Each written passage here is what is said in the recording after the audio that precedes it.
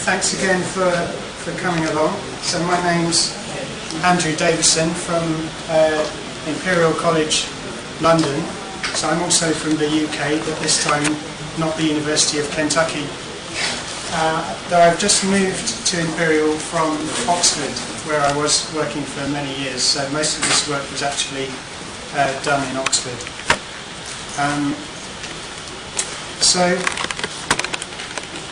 the work that I've been doing, in many ways, the aim is being very similar to the stuff that David has talked about. So it's really this idea of, can we take a fairly simple camera like this attached to a computer and wave it around and recover the motion of the camera in real time, and also, of course, recover some idea of the structure of the things that it sees.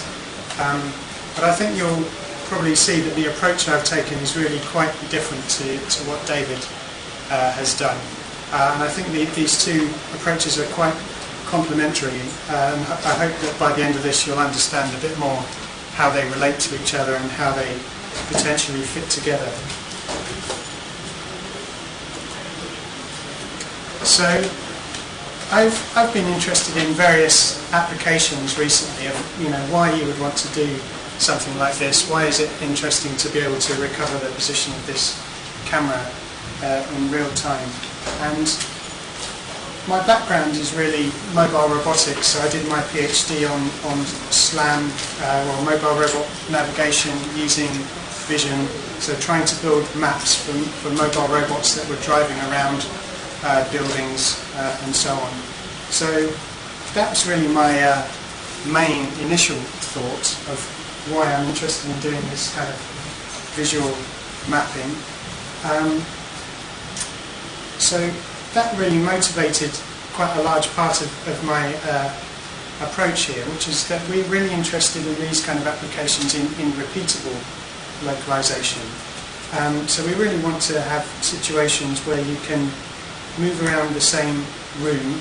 You start off by making some initial map of what's there, but then you may be moving around that room for several hours or days, and you'd really like to be able to do that without ever drifting in your position estimate. So you really want to have this really repeatable localization. So rather than starting from this idea of matching images together and then seeing where you can go, the goal was really to build a kind of persistent map of the environment that you're in, and then use that map to do really repeatable localization.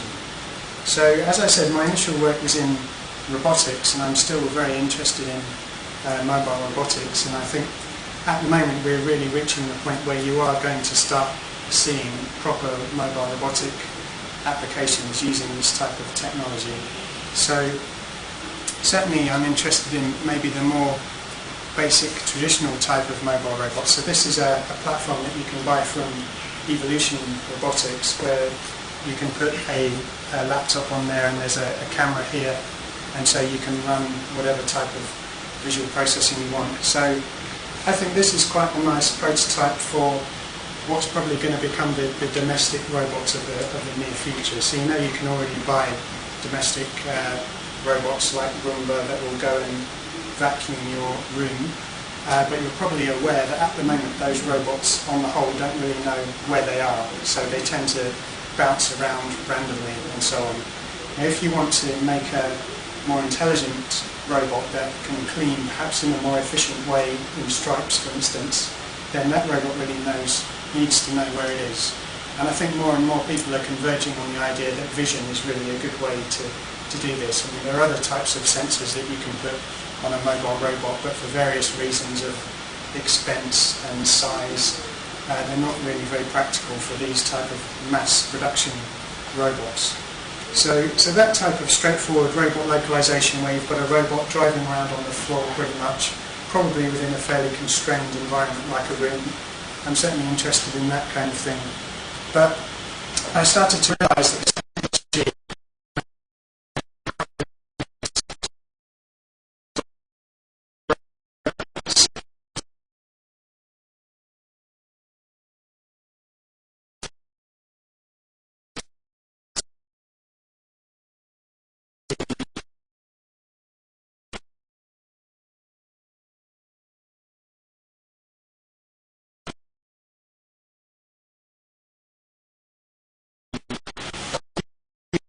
really doesn't move like that, so we need something much more flexible. You might also think of, droid-like flying robots like this that could be flying around either in a space station or, I don't know, flying in other situations. But then completely different from the robot type of area, there are other potential applications, like this is a wearable camera. So if the camera is not attached to a robot but actually carried by a person and has this type of capability, then of course it becomes a personal localization and mapping sensor. So then potentially you know where you are as you're moving around an environment. And as you know, cameras are everywhere these days, so a lot of us now have cell phones with cameras. There are also cameras which you can attach to games consoles. So once these cameras really start moving around and taking video as they're moving, there's probably going to be a lot of interesting and exciting things you can do if those cameras know where they are in real time. So in all of these cases, we've got certain kind of common things here. We've got fairly kind of unconstrained motion normally, so full 3D motion and rotation, potentially high acceleration motion, and also, one quite important thing is I think most of these applications you're really looking at monocular video. So there are certainly cases where you're going to have more than one camera available, and I think in the things that David talked about where you're building an expensive, perhaps military type robot to go outdoors, absolutely put as many cameras on that as you can. But in these more kind of mass production type of applications where cost and size are important factors, you're probably going to have one camera to be dealing with.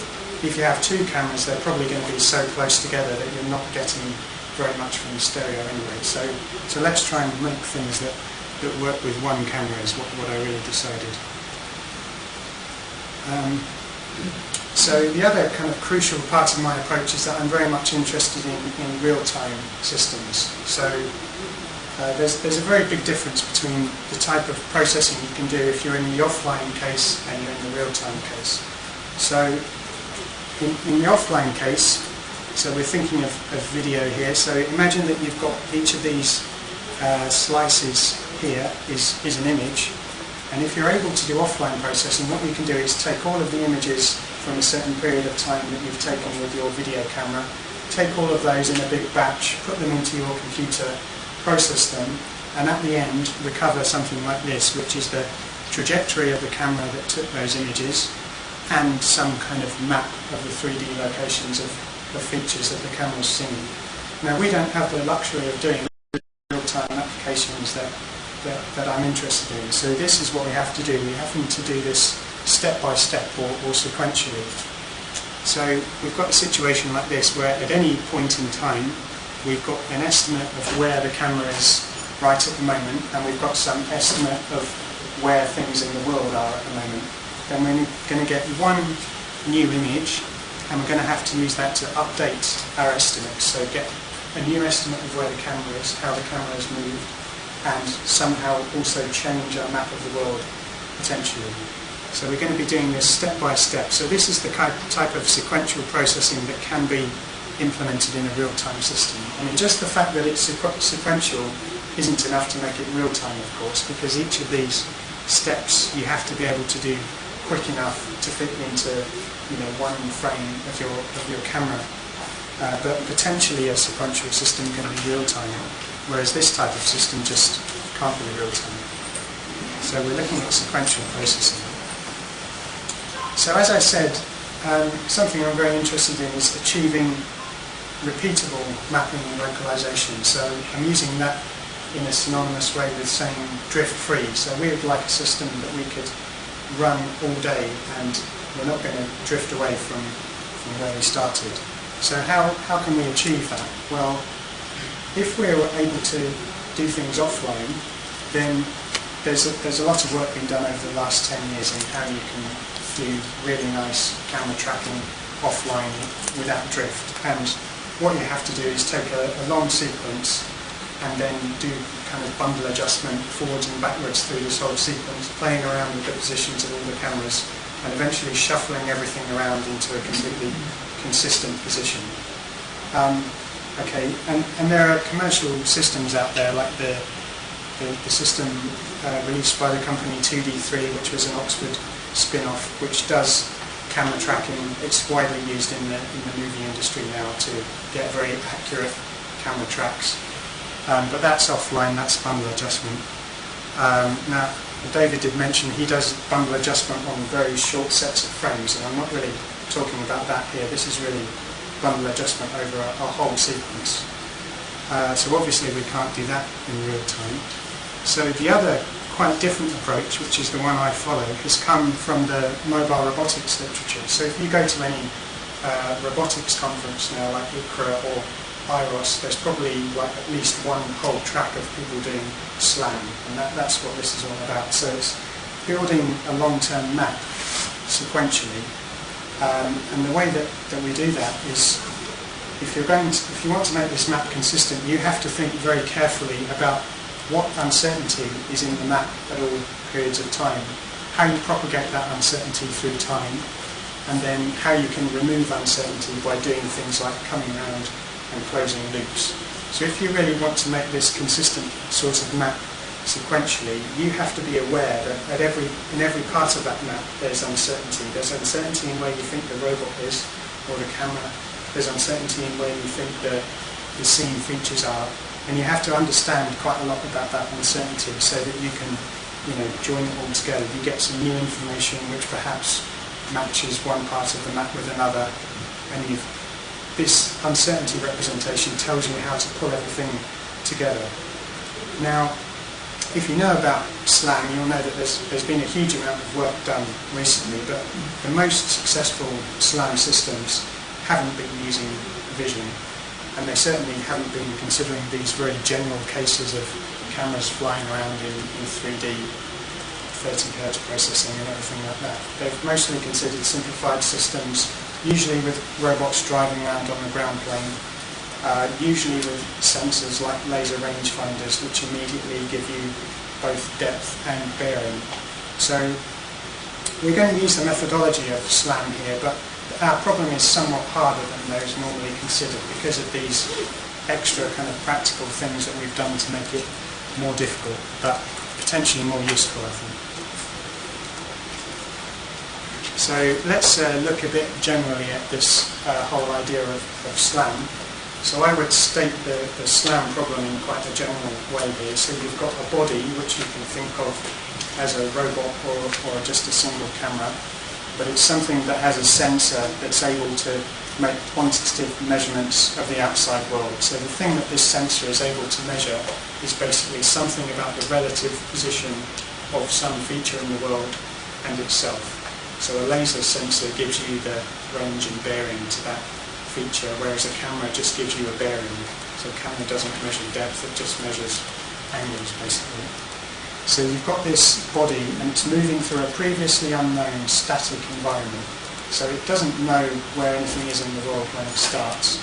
It's got to build that up as it goes. We're going to make the assumption that the environment is basically static.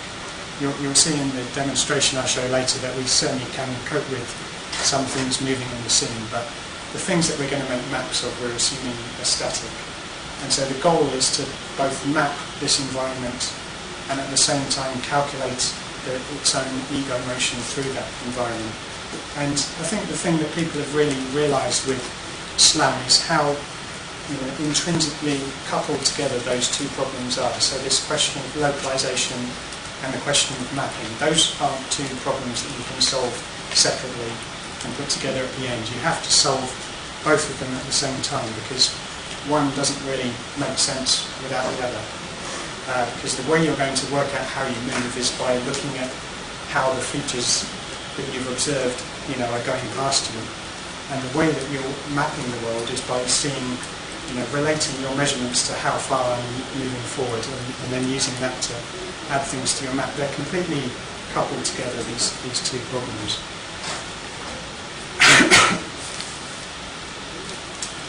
So just a little look back at some of my earlier work, which was more explicit traditional SLAM. Probably one of the very first successful SLAM systems using vision here. So in this case we had stereo vision mounted on an active camera platform. So we've got two cameras moving around on a robotic head. So in the top left view there you can see what one of the cameras is seeing. And if you look carefully you'll see that it keeps coming back to look at some of the same features. So what it's basically doing there is moving along, and it's picked out several things in the world which it thinks will make good landmarks, and it keeps looking back at those different things as it's moving along, and using that information to calculate how it's moving and to build a kind of map of where those landmarks are. And that enables us to do this kind of longer period of navigation.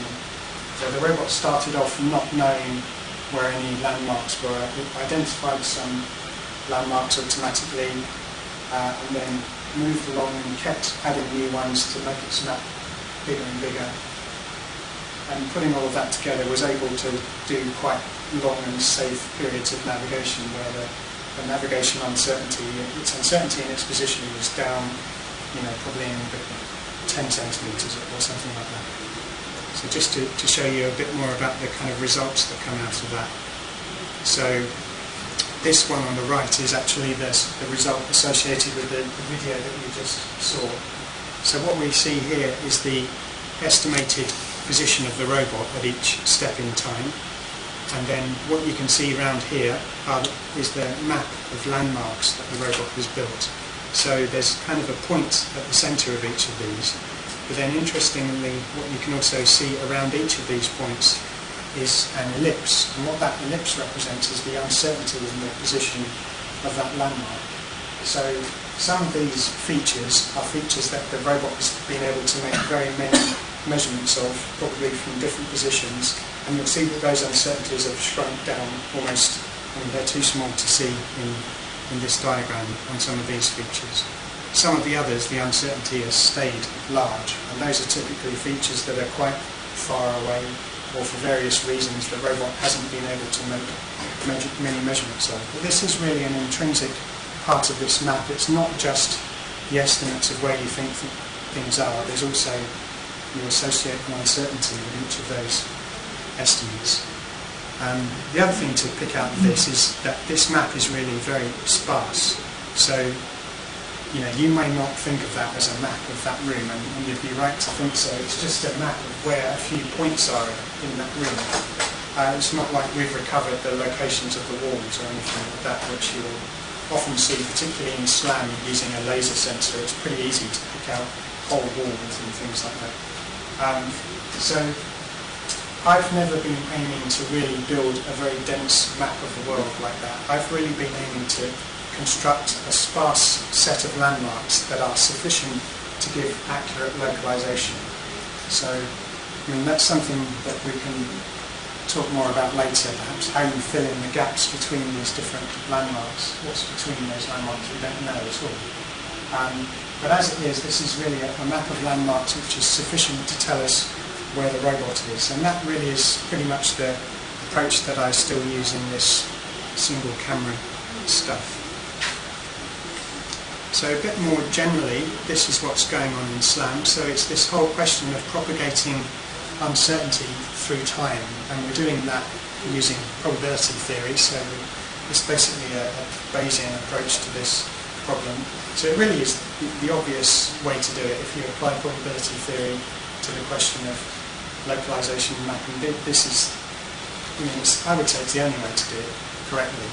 It's all about thinking about uncertainty in each of the measurements and propagating that through time. So at any kind of snapshot in time, we have a situation, something like this, where there's an estimate of where our robot or camera is, with some uncertainty around it, and then we have estimates of where each of the point landmarks in our world are. So generally in Slang, landmarks need not be points, they could be line segments or planes or anything. In the work I've done, it's always been points. So around each of these landmark estimates, we have some measure of uncertainty. So this ellipse means I'm pretty willing to believe that the feature is somewhere within this region. I'm most likely to believe that it's right here in the middle, but I'm I'm willing to accept that it could be somewhere within this region. So then, as we move through time, there are two things that happen to this representation. So the first thing that can happen is the robot or camera makes a movement. So if you saw that, basically during movement we normally have some kind of external system. Something is telling us something about how the robot has moved without using any vision. So in the case of a robot, we had odometry. So that means we're counting the number of times that the robot's wheels have turned every time it moves. And that means that if we tell the robot to move 1 metre in between making visual measurements, we can basically predict the position of the robot. So we tell the robot to go forward 1 metre and perhaps turn a bit to the left. So we think we've now got an updated idea of where the robot is. It was here, now it's about here. But what we also have to assess is the uncertainty in that prediction.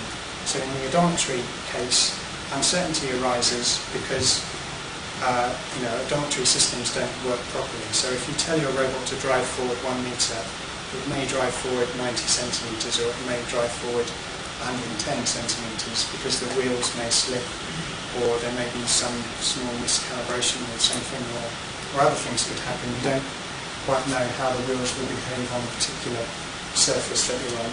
So the essential thing is that during a movement step, your uncertainty in position always increases. So that was represented by the ellipse here getting bigger. So you may be a bit confused now, because in this case of a camera, obviously we don't have odometry. I'm really just going to wave this thing around in my hand. But we're still able to make a prediction about what happens between one visual measurement and the next. And I'll talk more about that later, but the way we technically do it is because we're estimating both the position and the velocity of the camera, we can essentially make a prediction of where the camera is going to be during the next time step based on assumptions about what are the accelerations that could happen to the camera. So I'll talk more about that later, but still we certainly have this situation where you're essentially taking a blind step in between visual measurements. You're going to be more uncertain about where you were after that step than you were before. So that's the motion step. The other step thing that happens in Slang is measurement step. So if you saw what happened there, basically the robot here has made an observation of one of its visual landmarks. So this is like matching a feature in your image. So whenever you do that, you get some information coming into the system. And during a measurement like that, uncertainty will always decrease. So if you saw what happened there, the uncertainty in the robot position decreased, and so did the uncertainty in the position of this landmark. So then through Slang, what happens is these two steps alternate one by one. So whenever we make a movement, we predict where we think we are, and we acknowledge the fact that our uncertainty is now bigger, and then we make a visual measurement, and we get some more information, and uncertainty shrinks. So the uncertainty in the camera position tends to be kind of growing and shrinking, growing and shrinking. The uncertainty in the map should only ever reduce. So the uncertainty in a particular landmark position should only ever reduce, because it's not like the landmark is moving around and growing in uncertainty. You can only ever get more information. So then those two steps keep repeating. So move, uncertainty increases, measure, and uncertainty decreases. So that's a very general SLAM statement. What we need to do in a specific SLAM system is to come up with models of how these two processes happen in a particular case of a robot or camera or a particular way of measuring things. Whatever the specifics of the system we have, there's going to be a different way that these two processes happen. And then technically, this is how we normally implement this propagation of uncertainty in a computer. So what we're talking about in principle is the propagation of probability distributions through time. So if you thought about it in the most general way, at any particular point in time you have a probability distribution over very many dimensions, where those dimensions are the parameters giving you your estimated position of the camera or robot, and then all the parameters giving you the estimated positions of your features. So you've got a kind of very high state space there, and you could think of a probability density function over all of those dimensions. Now, there's no kind of feasible way to propagate completely general PDFs in very large state spaces through time in real time. And probably the most promising approach to propagating really general PDFs through time has been particle filters. And if you know about visual tracking, there's been a lot of really good work in that area. But particle filters work really well in rather small state spaces, because the computational complexity of a properly done particle filter goes exponentially with the state size. So up to a state size of maybe 10, which is quite feasible if the only thing you're trying to estimate is the motion of a moving target, then particle filters are very good. But in this case, where everything is uncertain, so the position of the camera is uncertain, the positions of all the points are uncertain, we've got this huge state space, and a particle filter won't work. You've probably seen that there are people who've applied types of particle filter to the Slang problem with varying degrees of success, and there are kind of assumptions you can make that make it work better. But most people are still going basically with the approximation that this uncertainty that you have across all of these state dimensions is basically pretty well represented by a multivariate Gaussian. So that means that you're going to plonk into this huge state space just a Gaussian, which you can think of as a big kind of multi-dimensional ellipsoid in that state space. And if you do that, and if you're happy that that's a good approximation, then you can represent your PDF basically with a mean and covariance like this. So this is the mean, which is basically the center of this multi-dimensional Gaussian. And this covariance is a matrix that tells you about its shape. So if we look rather more specifically at the Slang problem now, so what we're going to have in this state vector are a list of parameters which are our best estimates of what's going on in our Slang map.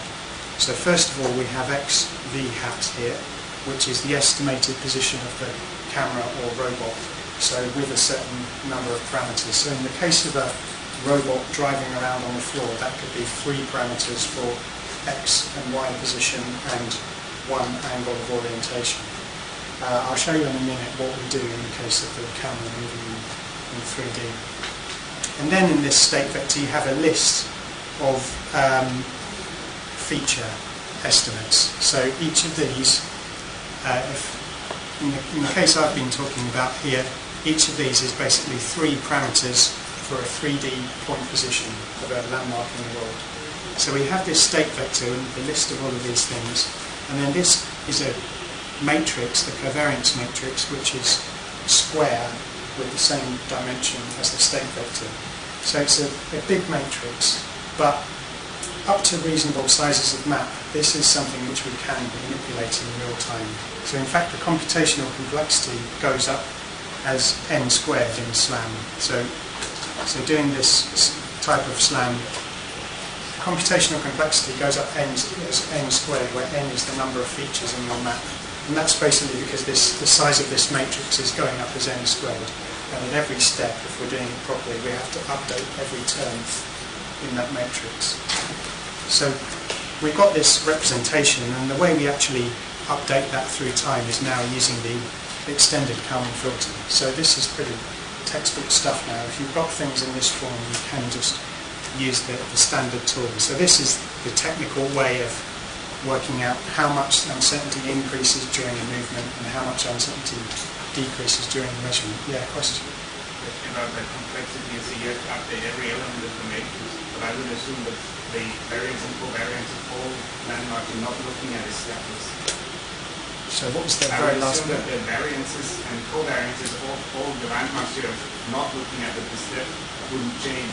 That's not true actually, because what happens very quickly in Slang is that your estimates of where different landmarks are become correlated to each other.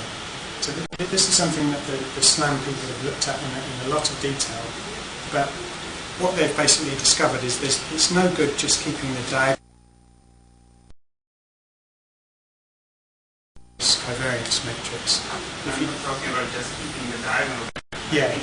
the elements that you have to update Yeah. are only the rows and columns of position and of the one landmark you're looking at.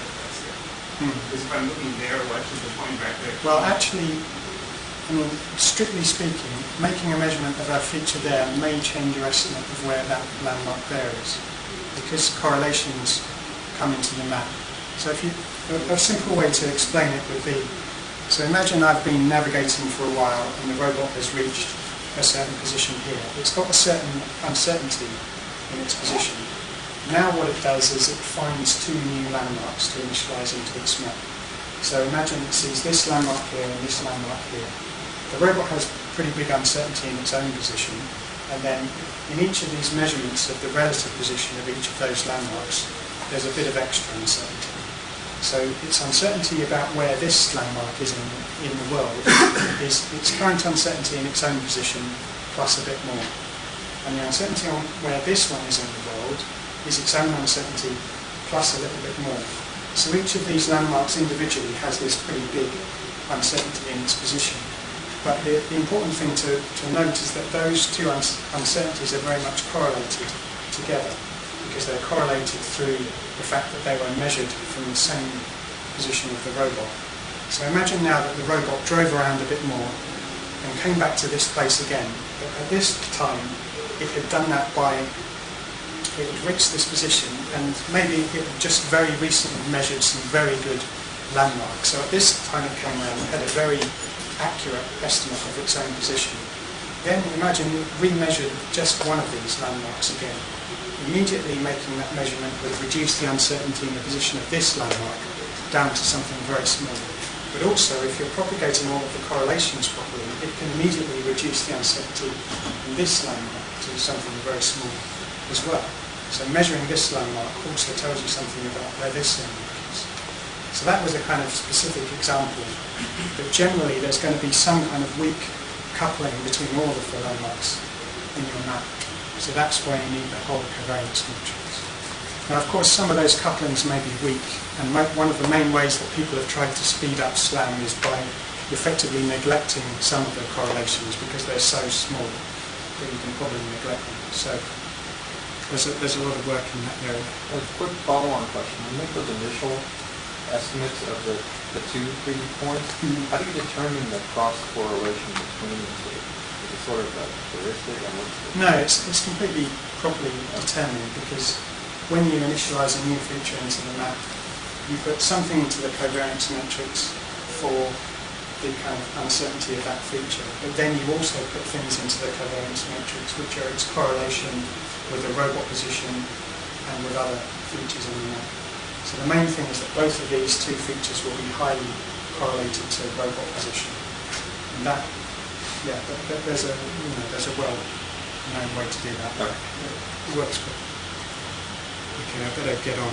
So this is the now really the specific case. We're going to start talking about this single camera which I'm just waving around in the room. So what goes into that state vector specifically? So this is the camera part of the state vector.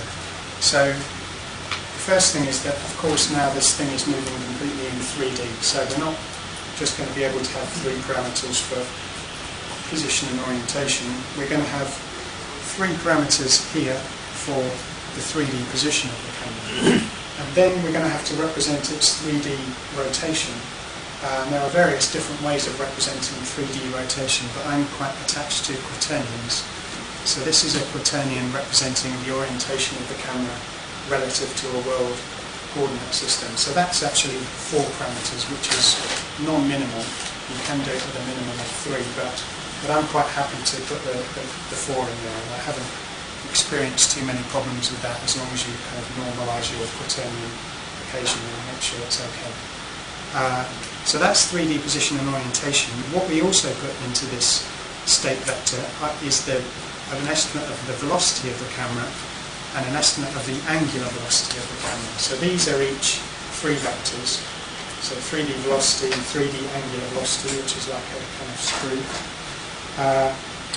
Because this is a really dynamic system, we're really trying to estimate the velocity and the angular velocity of the camera as well. So that's the camera part, and then each feature, as I said, is just XYZ estimate of the position of the point. So now we're going to look at the two steps. So first of all, the motion step. So these are the standard Kalman filter prediction step equations. So this says, what do I do to my state vector and my covariance matrix during a motion? So essentially we have this model here which says, given the current position of the camera and potentially here some extra input vector. So in the case of a mobile robot, this would be an odometry vector. Now in this case we don't have anything, so in fact U doesn't have any elements here. So this just says, given my current position and also a delta T should be in here really, what's my estimate of where I am after this movement. And then this just tells you how to change the covariance matrix.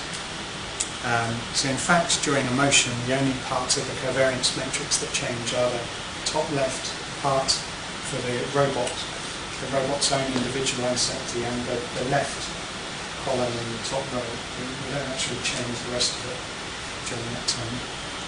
So we do this, so where these are Jacobians of this function, and then we add on, this is the noise covariance. So this is called process noise normally in Kalman filter language, and this represents this whole question of how uncertain we think the prediction is.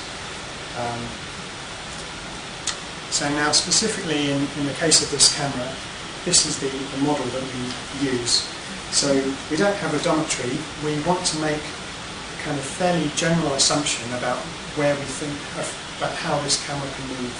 And the assumption is going to be, because this is a camera in the real world, it's going to be attached to something physical like a robot or a person, and that thing is going to have inertia, so it can't accelerate too fast. That's the basic assumption that we make. So if it's here at one step, here at one step, here at one step, here at the next step, where will it be at the next step? Well, it definitely won't be there unless something really strange has happened.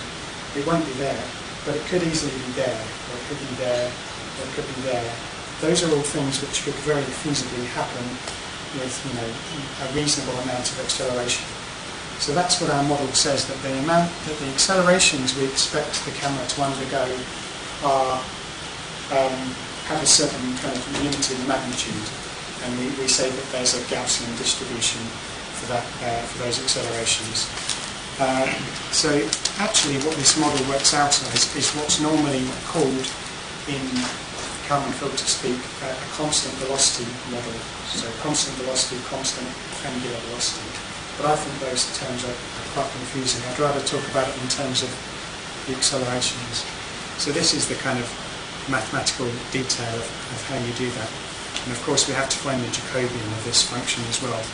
So there's some difficult maths sometimes involved in finding those Jacobians. So then this is the measurement step, and here we've got the standard update equations for the Kalman filter. So I probably won't go into this in too much detail, but essentially what happens first is you can make a prediction of all the measurements that you're going to make. So this is just basically mapping your current estimate of where the camera is and where the feature is into measurement space to say, where do I think I'm going to see this feature in my image now? So I should say that this function h is basically the projection function of the camera. So it's the function that takes a 3D pose of the camera and the position of the point and gives you an image position. So we're assuming a calibrated camera in all of this. So we've got this mapping that says, where will the camera project? So that's one kind of nice thing about this, is we consider this as a completely general function. So we're not tied into using perspective cameras or anything like that. And in fact, the camera that I use in the demo here has a very wide-angle lens, so it's not perspective at all. I mean, you might think it's perspective plus a very large amount of radial distortion. But as long as we understand the functional form of of this projection, we can happily use it with cat and dog trip cameras or fisheye cameras or so on. So this basically is a prediction of each of the measurements, and then we add on to that some measurement uncertainty. So this says, given that this is where this feature should project into my image, where am I likely to actually make a measurement? So here we make a standard assumption, something like 1 pixel Gaussian uncertainty. So if the feature is actually here, we assume that we'll measure it somewhere within 1 pixel of that. And then all the rest of this is really standard Kalman filter stuff, just turning the handle, and then it updates the stating covariance thanks to receiving that measurement. So this is a bit more about the vision that's really going on here. So what are these features and how do we measure them?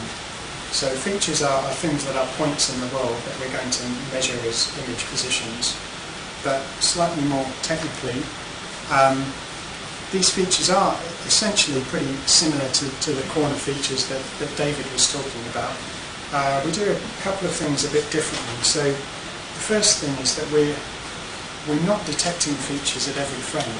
So we've got this state vector with our list of estimates of where all our load of features are. So it's not like at every new frame we're trying to detect lots of new features. The main thing that we're trying to do is find all of those old features again. So it's actually relatively rare that we need to initialize new features. So if we've been moving and looking at a certain area for a period of time, we won't need to initialize any new features, so we never do any detection. We're just matching the features that we know. Now, of course, sometimes when we first start off, we obviously have to find features, and when we move to look into new areas, of course we have to find more features. But we're only finding a new feature once, adding it into the map, and then after that just trying to measure it again and again. So this is how we actually detect features. So we use an image detector, which is very similar to the Harris detector, but running it on larger image patches. So we use something like 11 by 11 patches. So this is just an example of a few of the features you might detect in this image. So essentially salient image patches which have high autocorrelation. So we normally initialize by not searching the whole image even. We're only going to put a search box into a fairly random position somewhere within the image and see if there's an interesting new feature there. I'll talk more about that as well. And this is a representation now of an estimate of the camera in 3D and estimates of the positions of some features. So this, I would say, is really the key thing in this system that makes it work fast. So, as I said, most of the time we're not detecting any new features, we're just trying to find the ones that we already know about. And the thing that makes this fast is we do that in a completely guided, top-down way. So, this is the way in which I think David mentioned earlier that in my system we don't consider feature tracking and 3D estimation as separate processes. They're completely coupled together in a closed loop.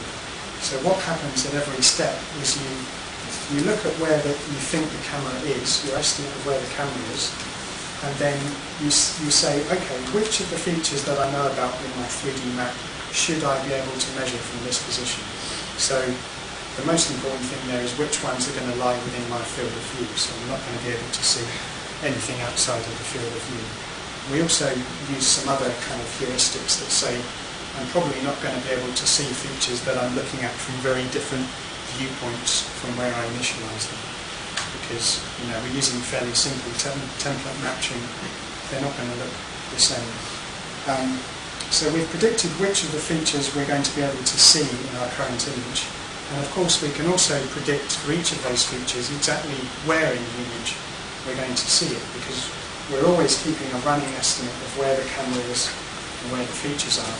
But then we even go one step further and say, okay, what's the uncertainty in where I'm going to be able in where I'm going to see this feature in the image? So that simply comes through by projecting from the covariance matrix the uncertainty in the relative position of the camera and the feature, projecting that down into the image basically. So just putting that through your measurement function.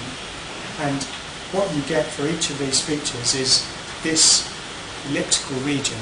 So this is a Gaussian, so this represents like 3 standard deviations saying, so 3 standard deviations is 99% or whatever. So this says if all the assumptions of my models are correct, so my motion model and my measurement model, then I should find the centre of this feature somewhere within this region.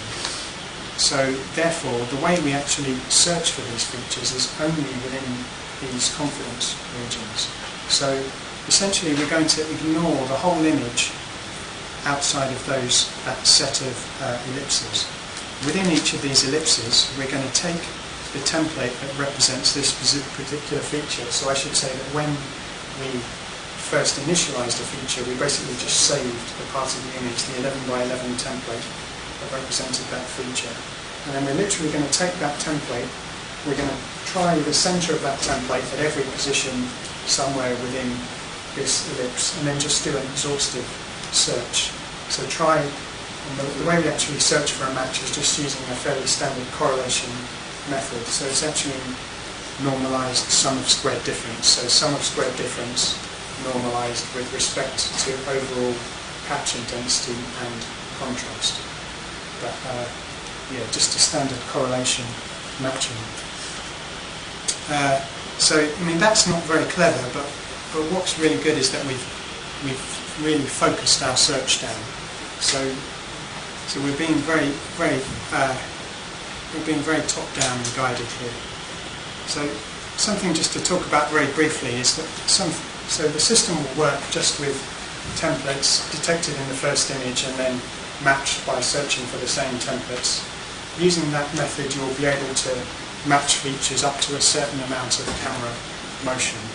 But what you'll find is that if you move too far, of course, features aren't really point things. They start to change in appearance. And something we've done is to be able to do some pre-warping of these templates based on our current estimate of where the camera and the feature is. I think you'll see better.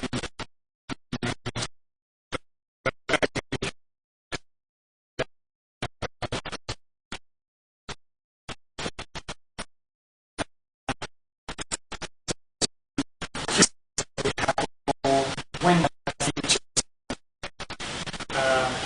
and potentially also when to delete them.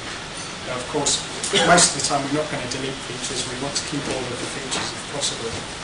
So we do initialize the system at the moment with a few known features.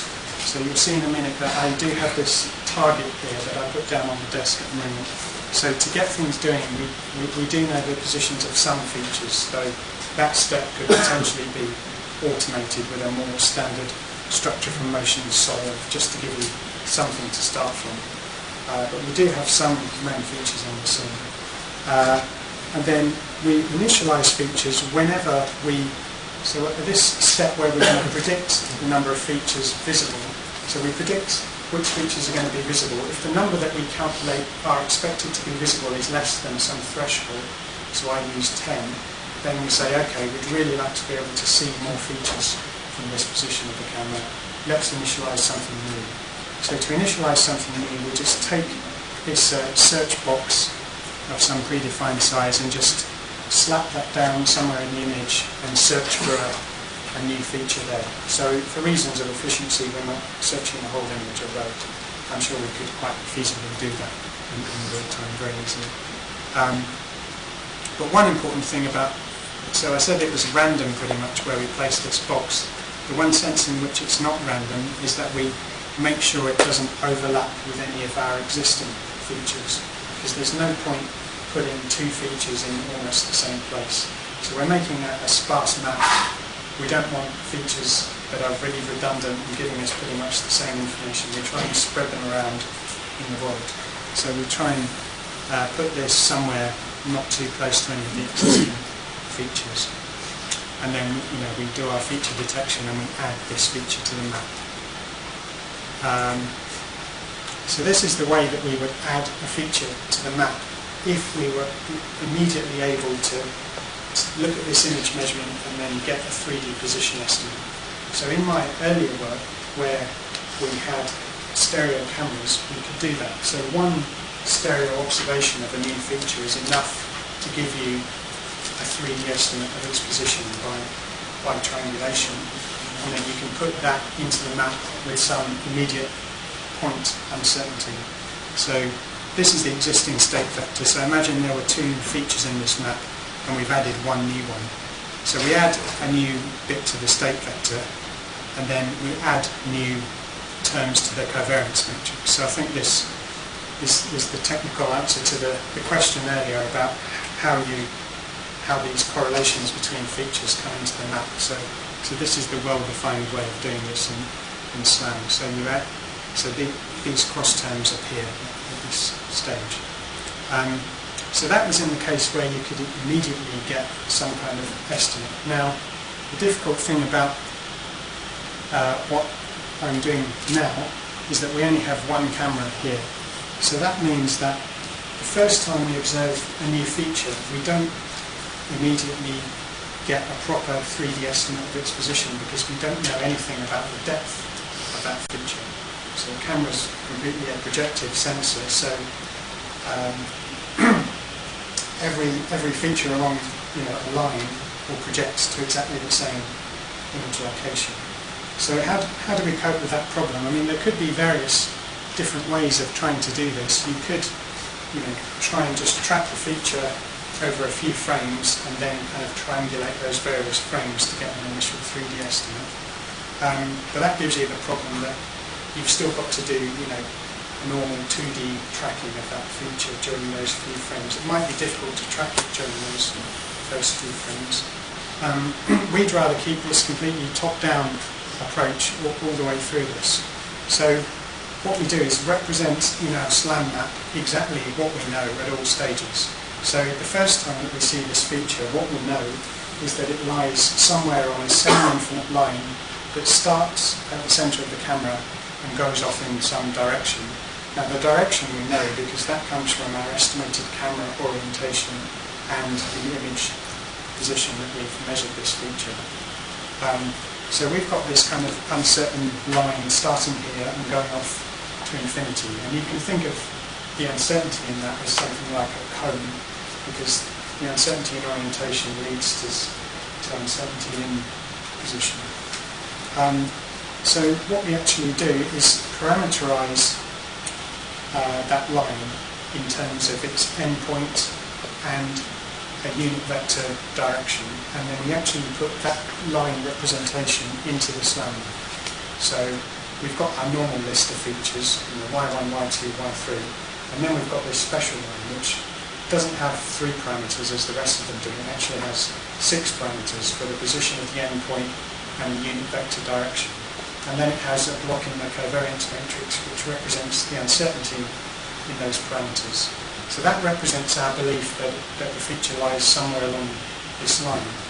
Now what we want to be able to do over the next few frames is somehow get an estimate of the depth of the feature along this line.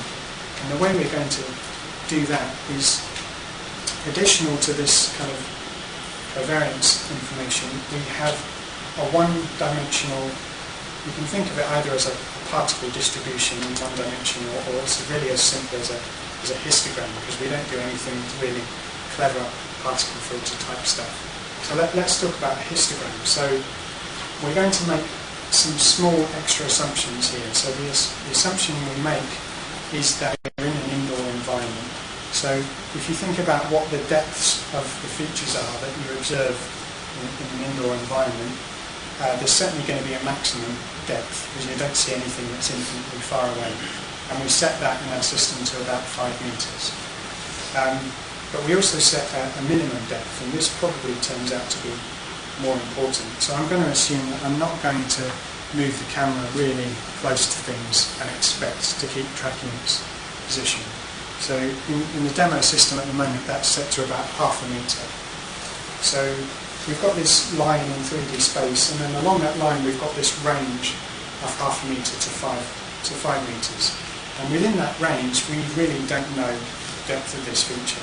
So the way we represent that is to make a histogram. So we divide this range into 100 bins, and to each of those bins we assign a probability. And because we're just assuming we don't know anything about it at the moment, we initially give those all the same probability, so 0.01. I think there's probably better initial probability distributions to assign that, but that's what we do at the moment. So we've got these bins. So what happens on the next frame then? So we've got the line in 3D space. This is where the camera was when we initialized the feature. Now in the next frame, the camera is going to move a little bit. Now we already have a certain number of known features, features that are in our Slang map.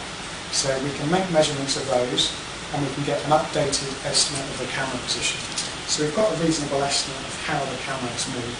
So now we return to the problem of this feature lying along the line, and we say, okay, if this is where I think the camera is now, where should I be seeing this feature in my image?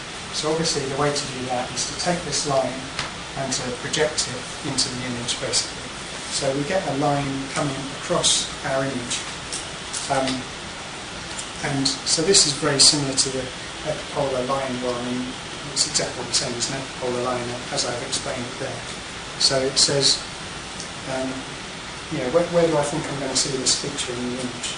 Now, of course, the line may not be straight if we've got a non-perspective camera, but that's not a problem, because actually what we do is not project the line explicitly. We project individually each of these positions. So each of the bins of the histogram, somewhere along this line, defines a 3D position. And we just individually project each of these positions into our image. If it is a perspective camera, those will all lie in a straight line. If it's not, then it will be some kind of curve. Now actually, around each of those points, when projected into our image, we'll then have an ellipse in our image. So the shape of the ellipse comes from the fact that the parameters of the line are uncertain and the motion of the camera is uncertain. That's all taken care of quite straightforwardly in the mechanics of the camera filter, the covariance part here. So this is what you're seeing here. You've got this line projected across the image, and then what you've got here is a set of 100 ellipses. Now actually these ellipses are all very close together, because here the camera has hardly moved at all. It's moved a very small amount relative to this line, so we're still almost looking end-on down this line, and these ellipses are very much overlapping each other. They'll tend to separate more as we move further and we're looking more across the line. But basically now we've got these 100 ellipses, and if you look at the kind of envelope of all of those, you've got this region which we're really pretty sure the feature lies somewhere within that region in the image, because that's all been built on these sensible assumptions. So what we now do is we search this region for the original feature template. So we see where in this region we actually find it. And then what we do is, based on exactly where we find it, that gives us enough information to then update the probabilities of each of these bins. So basically, if the feature was really at 1.5 meters depth, then the bin at 1.5 meters should project very close to where you actually find the feature in the image, whereas the bin at 4 meters should project somewhere away from that. And if you look at the actual shape of the ellipses and do a kind of probability thing, and it's like a Mahalanobis distance, but it's just a standard Bayesian update, that tells you the right way to change the probability of each of these features. So then we do that over several frames, obviously. So we do that on the first frame, and then we try again. And then what we find over several frames is that our probability distribution starts to peak. So in this graph here, you've got, first of all, this horizontal blue line representing the initial probability assignment. So that's horizontal, meaning all of them have completely equal probabilities. So if you can't read these axes, this is depth and this is probability. After one iteration, so one move of the camera and then one search here, one update of the probabilities of all the bins, we find that we're starting to get something a little bit peaked, this green line here. After one more frame, it gets more peaked. And what you see after several frames is it gets very strongly peaked, and it actually looks Gaussian. So at the point when we're confident that it really looks Gaussian, we just take the mean and variance of this one-dimensional histogram and then explicitly model that as a Gaussian. And at that point in time, we can just say, okay, we've got this line plus some Gaussian here. That enables us to calculate just a Gaussian estimate of a point. And at that point, we can just feed that point into our Slang map and it becomes a normal feature. So this graph shows that happening over maybe 10 frames, although in the current system, it's collapsing faster than that. And we allow it, we don't require it to collapse really as much as that. We'll take something like this purple one here as being close enough to Gaussian that we'll put that into our map. So we don't actually test for Gaussianity, we just make a test on the variance and check when the variance has dropped down small enough. So just a quick slide to show that we can also delete features from the map. We don't have to do that very often. We don't want to do it because every time we delete a feature, we remove our ability to come back and see it again. So we really want this long-term map where we can go away and come back and find features again, because that's the thing that means we're not going to drift over time. The reason why we would want to delete a feature would be if it was a feature which was behaving badly in some way. So maybe it's an object that we thought was stationary but which is actually moved. So I'll show you that in the demo. But it's really a case of just deleting parts of the state and covariance matrix. What if a feature becomes included? Same thing really, yeah. So then you would probably want to, most of the time you want to delete it. So the actual test we use for when to delete the feature is based on the fraction of attempted measurements that have succeeded. So if more than half of our attempts have failed, then we delete it. So what that does is it gives features a certain amount of stability. So imagine that you've got a feature on the table which you've been happily tracking for several minutes. Then a person moves in front of it. You're not going to immediately delete that feature, and you don't want to immediately delete that feature because the person is probably going to move away soon. So you don't delete it, the person moves, you can find it again. Whereas suppose you detect a feature, the camera is here, you detect a feature on this kind of tape here, which you can see from this position of the camera, but as soon as you move here, it's occluded by my laptop screen and you can't see that feature in most of your movement range. That's a feature you would want to delete for occlusion reasons. Do you check to see if features are fairly unique with correlation? No, we don't, but we hope that they are, and the fact that we're using quite large templates is mainly to achieve that, because large templates are much more likely to be unique. So let's just show the whole system running in slow motion, and then I'll show you the demo in just a second. So here you can see things going on step by step. You can see when it's wanting to initialize new features, the green box flashes around. You'll see a line appear in the view on the right, and then you'll see the overlapping ellipses in this view. And after several frames, the overlapping ellipses disappear, and you'll see a normal feature appear. So if you see a line appear in this image, the line will stay for a few frames and then will disappear to be replaced by an ellipsoid, which is a standard 3D point uncertainty. And the ellipsoid will start out very long and thin because you still have quite a large amount of remaining uncertainty in depth, but then that uncertainty shrinks down as you make more and more measurements. So we're gradually adding more features to the data. Okay, I think I'm going to try and show the demo. So just a few details about what's going on in the demo. So it's the handheld camera.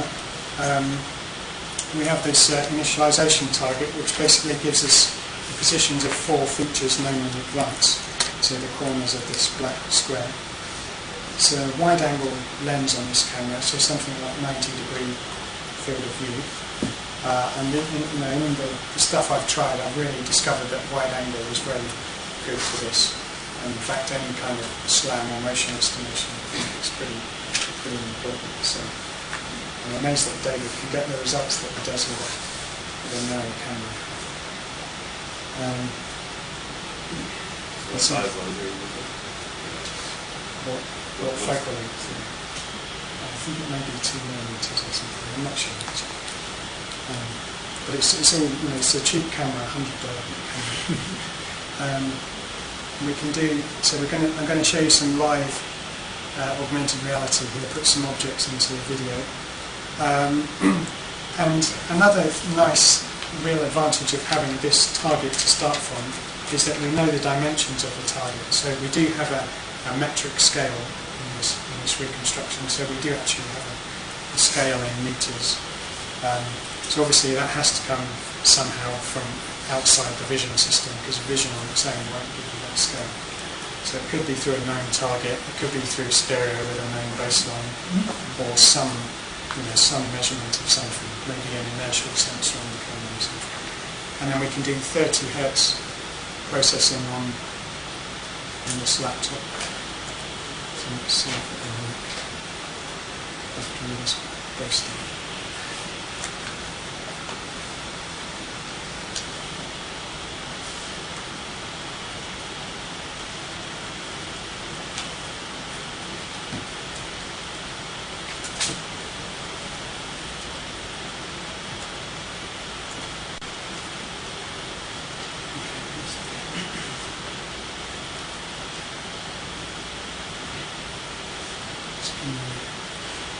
Adjust the parameters. So something that this is quite sensitive to is motion blur. So we're solving that problem just by knocking it out as much as we can. So with this camera, you can actually adjust the exposure time in software. So I'm going to turn that down to something fairly low. This room's fairly dark, but hopefully that will work okay. There shouldn't be too much motion blur. So I'm going to start it off by pointing at the target. So to line it up, I've got these 4 dots here, which are the projected positions of the target. I just have to put those approximately in the right place. What we're seeing in the view at the top here is the kind of external 3D view showing the estimated position of the camera and the estimated positions of landmarks in the map. I'll just turn on some of this stuff.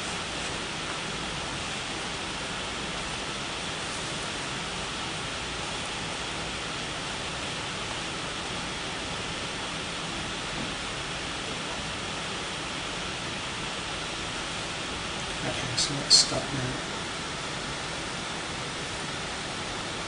So you can see that we're quite happily tracking the 4 features on the corners of the target, but now that we've also initialized various new features, if you look in the top view, you can see what's happening when we initialize new features. You'll see the lines appearing in the map and then those shrinking down. And then in the top view, you can see the estimated position of the camera. So if I do some stuff like moving it up and down, left and right, forwards and back, rotating.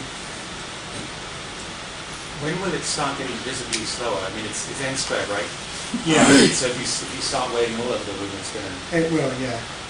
So at the moment, up to maybe the number of features could be 60 or 80 or something like that. But you can see that we can cope with, objects waving in front, as long as we don't include all of the features for several frames, a couple of frames. We can probably include all of the features for 1 or 2 frames. You should just see the uncertainty get a bit bigger and then get smaller again. So just to show you how some of the other details work. So imagine that there's a new object in the scene. So I've got my phone down there. Hopefully we'll find a new landmark on that. So we're happily tracking that. We can go away, come back, and it's still there. I should explain what the colours mean. So red are the features that we're actually successfully measuring on this frame. So we search and measure up to a maximum of 10 features per frame for kind of efficiency reasons, although that could probably be much higher. Blue features are ones that we're trying to measure and for some reason failing. So that one there seems to be kind of on an occlusion boundary or something. So that's behaving not very well. So blue features should eventually automatically be deleted. Yellow are features that we just haven't measured on this frame, but we'll see that we're still predicting their positions. So they should still be following the things very well, and that's purely just prediction. They're not actually being measured on this frame. So why are they not being measured? Sorry? Why are they not being measured? Just mainly for efficiency reasons. How do you choose? So that's a whole new kettle of worms. So to show you something about that. So what you can see here are these dynamically calculated search regions. So these should be able to make them change a bit. If I start occluding some things, you'll see some of them getting bigger, which basically means more uncertainty. And our basic choice about which features to measure is we want to make the measurements that are giving us most information. And the way we do that at the moment is really just to choose the ones that have got the largest search regions. So those really are the ones that are going to, you're least able to predict the outcome of that measurement, so it gives you more information. And recently I've looked more in a lot more depth at this in the real information theoretic sense and trying to take this further, but I think that has a lot of nice properties. So I didn't quite show you the phone thing quickly. Let's find another feature on the phone. And if I move the phone out of the way, it will predict where those features are for a while, and then eventually just delete them automatically. So you can see the distorted image at the moment. So this is the raw image from the camera, and you can see quite a lot of render distortion. If I click on this, we're actually removing the distortion just in the display. And now we're able to do augmented reality, so we're drawing those axes on top of the image. And then what I can actually do is put some objects into the image. So if I click on 3 features which I can see lie in the plane of the table, I'm going to add a virtual object to that plane. Let's just put an object in there.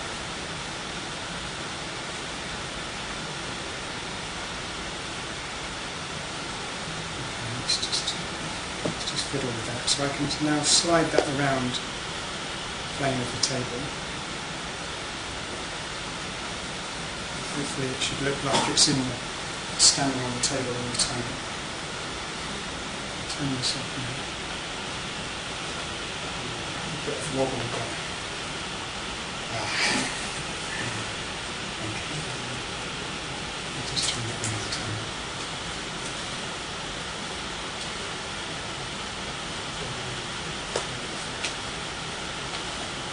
So you can see how quickly it picks up a reasonable set of elements. Let's just try.